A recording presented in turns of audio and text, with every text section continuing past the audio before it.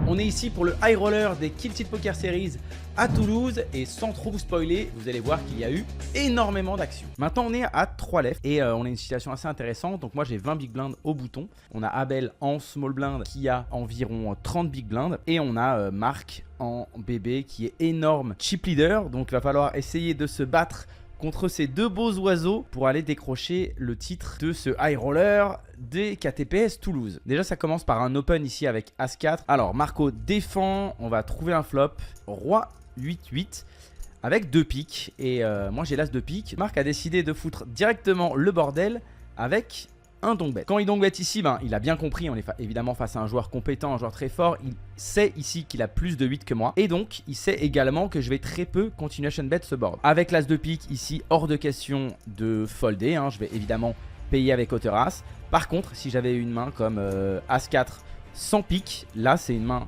avec laquelle j'aurais trouvé un fold directement. On va voir la turn. Bon, malheureusement la turn est un 3 de trèfle. Donc Marc continue, il décide de faire son second barrel. Encore une fois, on va réfléchir un petit peu à sa range. Il y a évidemment toujours ses 8 parce que les 8 qu'on misait au flop vont tout le temps continuer de miser à la turn et de faire tapis river. Et ensuite, il a également beaucoup de bluffs. Des mains par exemple comme 5 et 6, 4 et 6, des mains potentiellement comme 9 et 6, 9 et 7. Et c'est quand même une situation où c'est difficile de bien construire sa range et on peut vite tomber dans l'extrême et avoir beaucoup trop de bluffs dans cette situation là. C'est ce qui va me donner envie de payer cette turn. Alors la river c'est le valet de pique.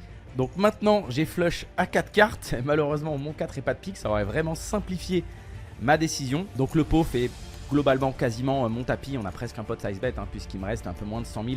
Il y a 126 000 au milieu. Tapis. Et là, très clairement, je m'y attendais évidemment à la turn. Mais maintenant, on est face à ce fameux tapis. Et donc, il va falloir vraiment réfléchir, se refaire le coup dans la tête. Ça va être long, je peux vous le dire. Ça va être assez long. Donc, on va un petit peu accélérer tout ça. Encore une fois, il va falloir détailler ces bluffs et essayer d'aller les trouver. Et finalement, ces bluffs ici, ce sont totalement des random air. Et il peut vite y en avoir trop. Des mains comme 4, 5, 5, 6, 6 et 4. 9 et 6, 9 et 7, 10 et 6 par exemple, 10 et 7. Il va en avoir énormément. Ensuite, on peut enlever certaines mains. Si par exemple à la turn, je vous avais dit qu'il avait potentiellement des mains comme valet 4, valet 5. Je pense que maintenant à la river, il va pas 3 barrels avec un valet. Il est un petit peu trop haut pour transformer ça. Par contre, de temps en temps, c'est vrai qu'il peut avoir un 3. S'il a des mains comme 5 et 3, 6 et 3, si 2 barrels vraiment et 3 barrels tous et 3. Là, c'est un poil plus chiant. J'avais également un petit feeling dans cette main.